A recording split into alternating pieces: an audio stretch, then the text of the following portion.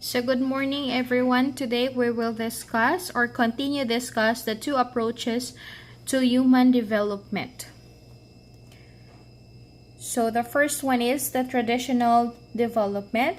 We already tackled this one and we will be having a quick recap to the first human development. Okay? So patterns refers to the approach to growth and development that human used for 1,000 years ago. So the traditional approach emphasizes extensive change from birth to adolescence, little or no change in adulthood, and decline in late old age. Because sa sinaunang panahon, iisa lang yung mga practices nila. That is why yung traditional development is little or no change in adulthood at all. Okay? So the traditional development pattern refers to the approach to growth and development that humans used for 1,000 years ago across different cultures, continents, and latitude, pre-automobile cities, big and small, in countless society share an eerie similarity of design. So on this development, the traditional is they share or different culture the same design of development. Kasi nga, umiikot lang doon yung buhay nila kasi wala pa masyadong technologies, wala pa masyadong trabaho, ang alam lang nila is mag-barter, kumain, matulog, yun, ikot-ikot lang. Kaya yung changes nila or yung development nila is little lang, konti lang. Alright? So next, we will tackle the second one. It's the lifespan development. So it explores how we change and grow from conception to death. Okay, lifespan development, this field of psychology, is studied by developmental psychologists. So ang nag-study lang nito is developmental psychologist.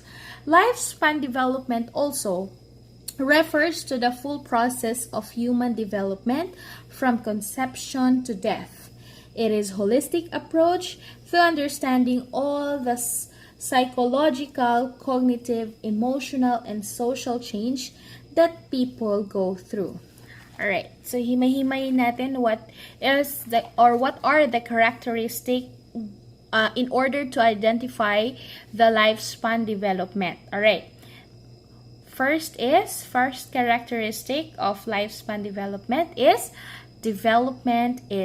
lifelong. So what do we mean by development is lifelong? Human development is lifelong process of physical, behavioral, cognitive, and emotional growth and change. Okay, development is lifelong. It is because dito natin makikita yung full-blown process, unti-unting development in our physical and towards our behavioral, cognitive sa brain, yung knowledge, yung wisdom na ma-acquire natin. That is why development is lifelong. Kung hindi lifelong yan at nag-stop yan, so you are now facing the death part. Patay ka na nun. Wala nang changes at all nun. Kasi nga, nag-stop na yung development mo. Nag-stop na yung growth mo. Nag-stop na doon lang, hanggang doon lang. So, hindi na ma-identify na development is lifelong. So, as long as nabubuhay ka, up until nasa adulthood ka na, it is still lifelong. Nandun pa rin yung development. Development still occurs because of the changes, because of the process. Okay? So, also emotional development, nandito siya, pasok siya sa characteristic ng lifespan development. That is, development is lifelong. Kasi, ang emotional ng isang tao nagbabago. Okay? Nagbabago, may proseso. That is why development is lifelong. Nagbabago nga yung syota ninyo. Ano na lang kaya ang development? Pabago-bago because of the changes. If there is changes or there are changes in a human, there are development. Okay? So next, development is multidimensional. So development is multidimensional. What do we mean by this? Meaning, It involves the dynamic interaction of factors like physical, emotional, and psychosocial development. Development is multidimensional because the result in gains and losses throughout life. Okay. So development is multidimensional because it interact. Okay? Connection. Interact means may connection. Ang bawat isa, the physical, the emotional, and the psychosocial development, may connection siya sa isa't isa. Bakit kailangan mag-interact? Ang physical natin, lalong-lalo na kung ano ang nararamdaman natin, like for example, sa emotional, malungkot ka. Ang physical natin, nagbabago din yun. Malamang ang face mo malungkot.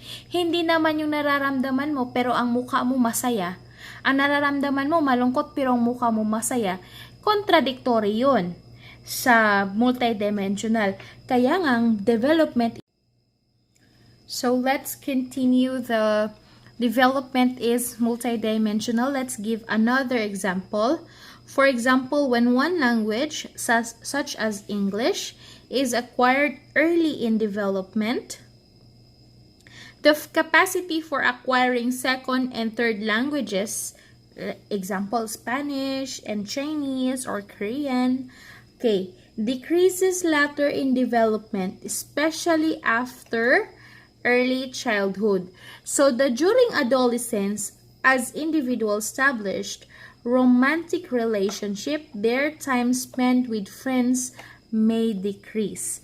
So, kunyari, development is multidimensional. Ipapasok natin etong shota. Okay. So, ngayon may mga barkada kayo, may friends kayo, tapos nagka-shota kayo. So, ang papasok dito si multidimensional ang development kasi kukonti na lang yung time ninyo sa mga friends ninyo kasi pumasok na si Shota. Okay? Nangyayari yan sa totoong buhay. At maraming barkada natin nagre-reklamo, "Oy, nagka-jowa ka lang, wala ka ng oras makipag-hangout sa amin." It is because the development is multidimensional. Maraming connection, maraming interaction. Kumbaga, marami ding side bit. Alright? During the late adulthood, older adults might become wiser by being able to call on experience to guide their intellectual decision making. But they perform more poorly on tasks that require speed in processing information. Okay. So during the late adulthood, ang ibang adults, hindi naman lahat, ang ibang adults, wise na yan sila magdesisyon. Pero very, very poor kasi nga hindi na sila ganun kabilis kumilos because their speed is decreasing kasi nga matanda na sila.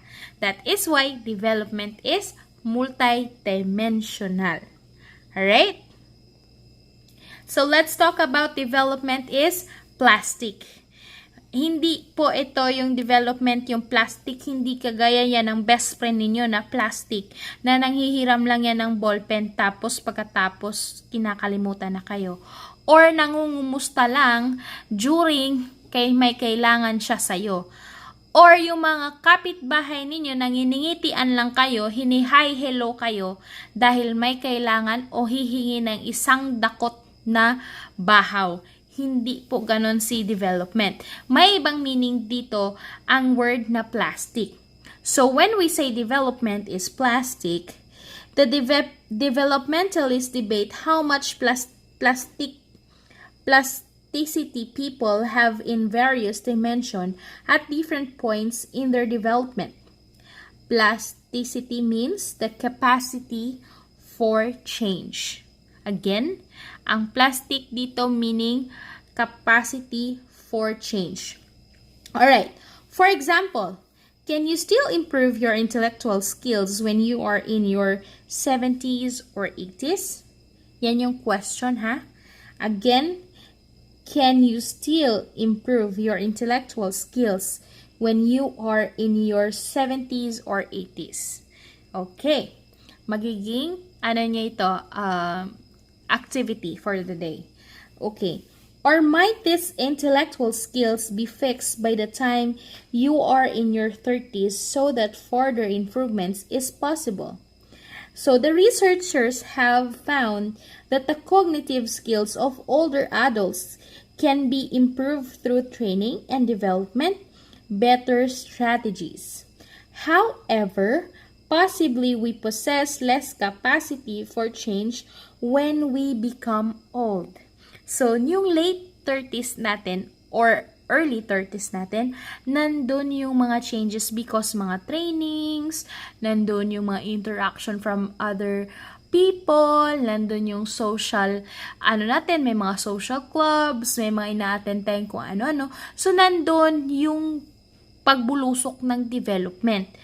But, the researchers then nagsabi, as we grow older, naga-slow down ang capacity or less capacity natin ng changes. Kasi nga, tumatanda na tayo. Alright? Hindi naman tayo, hindi rin ako, hindi rin kayo. Ewan ko na lang sa inyo, yung iba tumatanda din. Alright. Next. The search for plasticity and its constraints is a key element on the contemporary agenda for developmental research. Alright, is there any question before we proceed? If none, then we will proceed that development is contextual.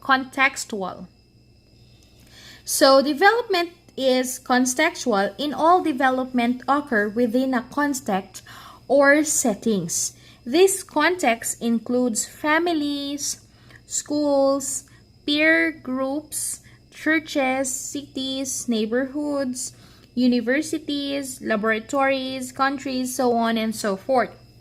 Each of these settings is influenced by historical, economical, and social cultural factors. So context like individual change. Thus, individuals are changing beings in a changing world. As a result of these changes, context exert three types of influence. So, ang context is influenced by yung mga influence natin sa community or what the world is giving to us. Okay? It influence on the development. Okay. Next. Development involves growth, maintenance, and regulation. So as individuals age into middle and late adulthood, the maintenance and regulations of loss in their capacity take center stage away from growth. In terms of individual factors, we can go beyond what our genetic inheritance and environment give us. As individuals stage into middle and late adulthood, the maintenance and regulation of loss their capacity takes center stage away from growth. Thus, a 75-year-old man might aim not improve his memory or his golf swing, but to maintain his independence and his ability to play golf. So, dito sa development, last characteristic of lifespan, it involves the late adulthood. Ang ibang mga matatanda dito, hindi na nag-focus of another development. Yet, they are still focusing on one thing. For example, ang lolo ninyo, magaling maglaro ng golf. So, as he grow older, hindi niya ini-aim yung bagong skills, bagong technique. Mini-maintain lang niya yung galing niya sa paglalaro ng golf. On how to swing, on how to hit the ball, gano'n na lang yung mini-maintain niya. Kasi parang hindi na niya wini-welcome masyado yung bagong skills na i-acquire niya. So, yung development, maintain na lang. Naka-maintain na lang. Ano yung mga na-acquire niyang skills, mini-maintain na lang niya. Hindi na niya dinadagdagan, hindi na niya binabawasan, mini-maintain na lang niya. Pero usually nababawasan yung skills, hindi na na-acquire, nababawasan, ang iba mini-maintain. Alright. Is there any question regarding on the characteristic of lifespan development? So if you have questions, clarifications, and others example that you will share in our class, let's meet on the next meeting, guys. I hope you learned something from me today, and I hope you have some questions and clarification regarding on the topic, or you can share your experience yung sa mga lolo't lola ninyo ma-apply dito sa characteristic of lifespan development. So guys, thank you for listening for me today. I hope you stay well and stay safe. Everyone, have a great day ahead. Bye-bye. See you next meeting.